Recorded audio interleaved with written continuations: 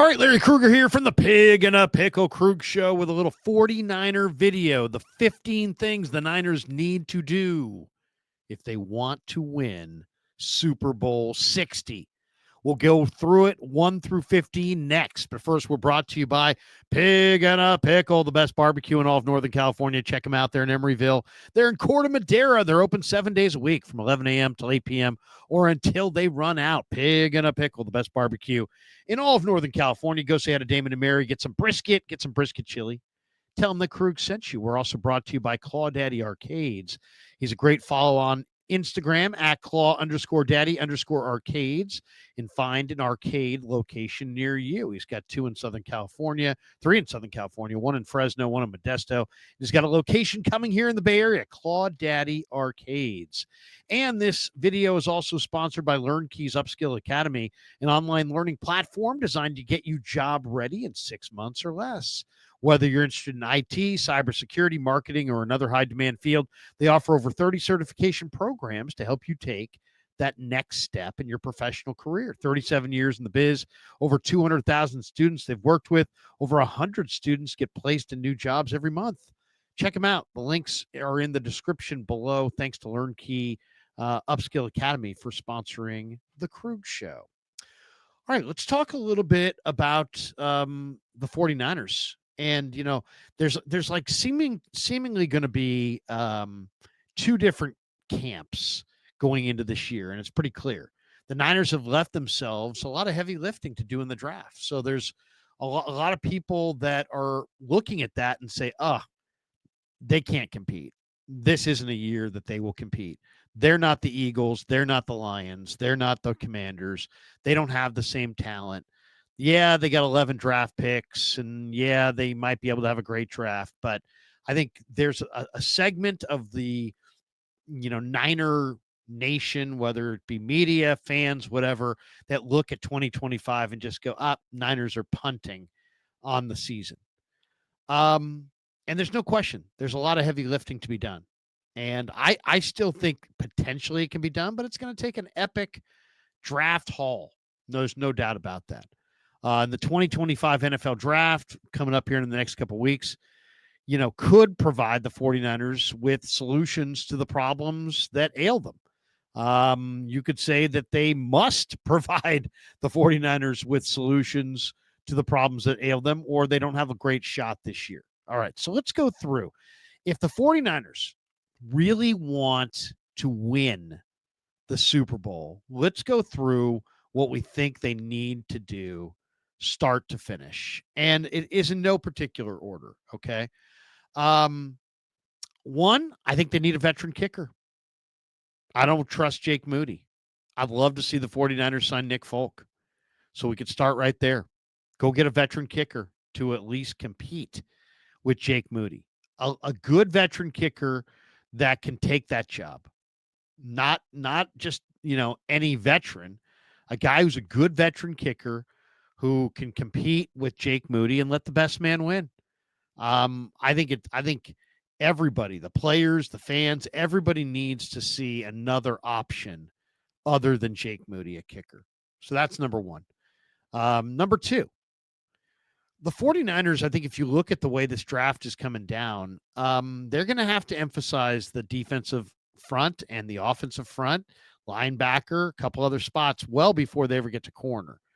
So I would say the Niners could use a veteran corner, and there's a lot of talk that they have some interest in Asante Samuel Jr. That would be a great signing. If you could put Asante Samuel Jr. next to Renardo Green and Demo Lenore, and that could be your first 3 corners, then that would take a lot of pressure off of the 49ers' need at corner going into this draft.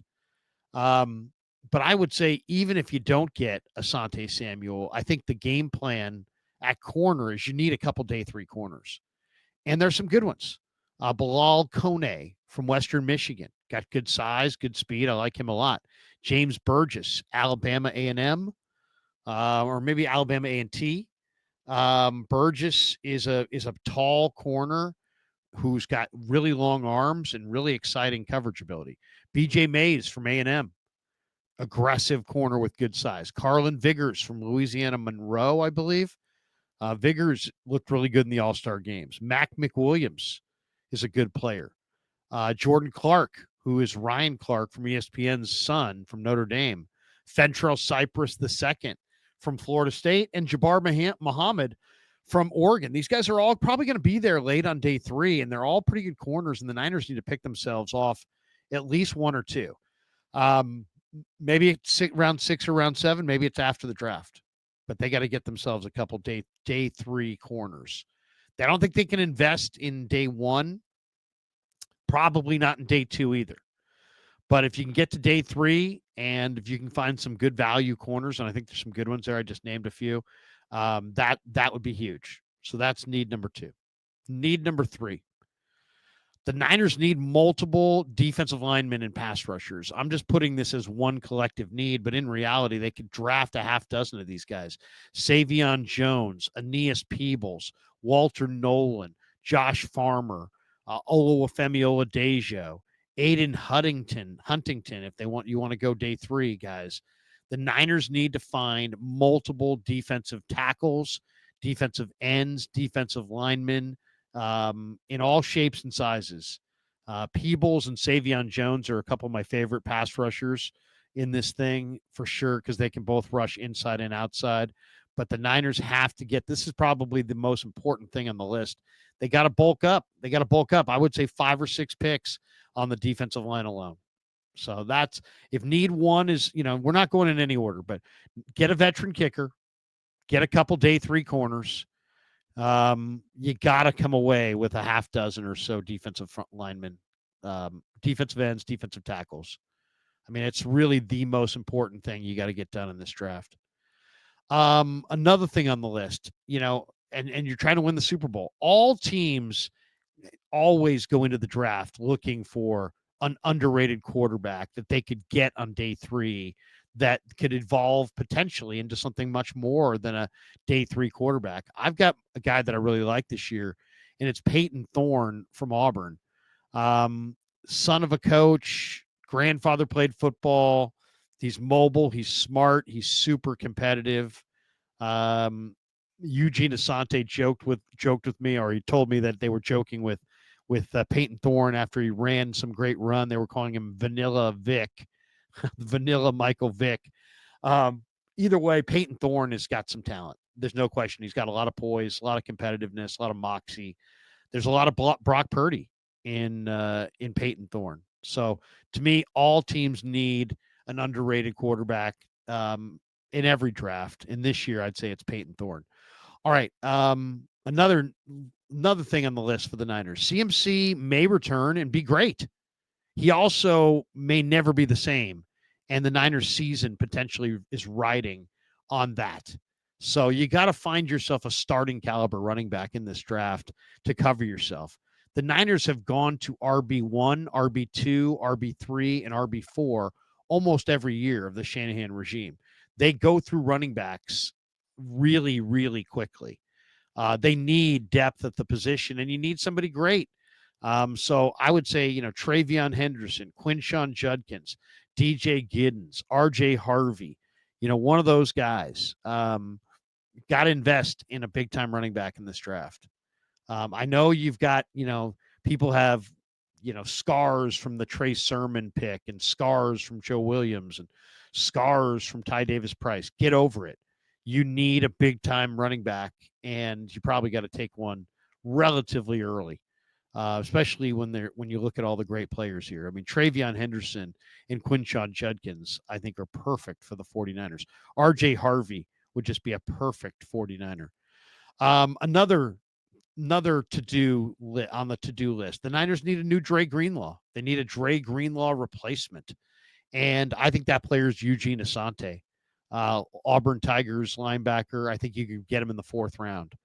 The Niners need a proven edge rusher opposite Nick Bosa. And I think the solution here is you get an extra day 3 pick by trading back, and you trade that day 3 pick to the Eagles for Bryce Huff, who had a really good year a couple of years ago under Robert Saleh with the Jets, never fit the Philly scheme, was inactive for Super Bowl 59.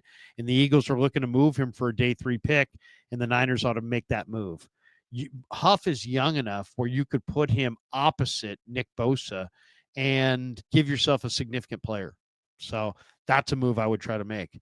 The Niners definitely need a left guard. With Aaron Banks leaving in free agency, they have Ben Barch penciled in there, but I think Ben Barch is more of a backup. They need an offensive lineman who can play left guard and potentially move around. And to me, the guy that's perfect is Donovan Jackson from Ohio State, who played right guard. And then when Josh Simmons went out with the injury, they moved him to left tackle and they won the national championship with Donovan Jackson manning the left tackle spot. He's got super long arms. He can play guard or tackle. He's tough as hell. I think he'd be a great round 2 pick for the 49ers. The Niners need a tight end that can both catch the ball and block, and they probably could use a couple tight ends. I would invest a pick in a Jalen Conyers from Texas Tech, and then after the draft, I'd be looking for, either Anthony Torres of Toledo or Rivaldo Fairweather from Auburn. Good options there at tight end, but the Niners need a tight end that can do it all. That Kittle can do it all, but the rest of their tight ends are half a tight end. One guy's a blocker, one guy's a receiver. Get somebody like Kittle, who's a two-way player, who can be both a blocker and a receiver. One of the things that the Niners have to do better is they got to run the ball inside the 5-yard line. You have to run the ball on short yardage and on the goal line. And for that, I would say draft Willie Lampkin, the North Carolina center, guard, fullback. To me, if you have Willie Lampkin, you have a better chance of running the ball inside the 5. I mean, period. End of sentence. End of story. I mean, we could talk about it in greater detail, but a guy like Willie Lampkin would help you run inside the 5. Get a swing tackle, and I would say it's Miles Hinton from Michigan in the 7th round. I think that would fit the bill. Get a day 3 wide receiver who can run routes and catch the ball in the middle of the field and work that middle. Since you don't have Debo and you're not going to have Ayuk, you need a receiver who's been overlooked and is going to be able to produce in the middle of the field. I think that receiver is Zachary Franklin from Illinois, who transferred from Texas San Antonio to Illinois, and Franklin's really good. He's smooth. Now, he doesn't wow you with a great 40. He's not going to wow you with some amazing size, but he's like a Jawan Jennings. He just catches everything they throw his way, and he's really damn good. You look up and at the end of the day, and you're like, hey, this guy's good. So Zachary Franklin, I think, would be a fantastic 49er. The Niners also need to get a wide receiver who can take the top off. You got to have that vertical threat. And the best option here might be as an undrafted player. Just go sign the Georgia kid, Arian Smith from Georgia. He runs in the 4.2s. He's an absolute burner. He doesn't have good ball skills, but who cares? You just need somebody at this point to run off the coverage. You got to have somebody who's a threat. This guy is a major threat. He is a major threat. He's an absolute burner. All right, number 2 on the list, the second to last one, is get a running back in addition to a starter. Get a running back that replaces Elijah Mitchell. Get a running back that can finish. Get a running back that can run between the tackles and also doesn't fumble and can block. And I think that guy's Taj Brooks from Texas Tech. Very efficient runner, powerhouse runner, one of the best blocking running backs in the entire draft. This guy, you want to finish games, you can finish games with Taj Brooks. He can run between the tackles. He can pick and slide. You get a couple first downs. As I said, he's an absolute awesome blocker. I think he'd be a great finisher. He'd be a great replacement to Elijah Mitchell. He's bigger. He's more physical. But he's also one of those guys that doesn't fumble the ball, and he blocks really well, and he's really tough. He's really efficient. All right, we got to the last thing on the list. Who rules the roost in the NFL right now? I'd love to say it's Kansas City, but it's not. I'd love to say it's the Niners, of course, but it's not. It's the Eagles. The Eagles are on top of the football world. And the Eagles do one thing that really is subtle, but it also really gives them a major distinct advantage.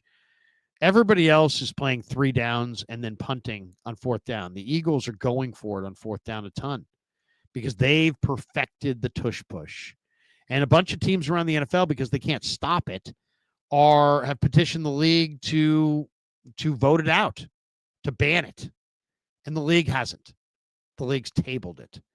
So to me, you can't go into this year just, as Billy Beane once said, hope is not a game plan.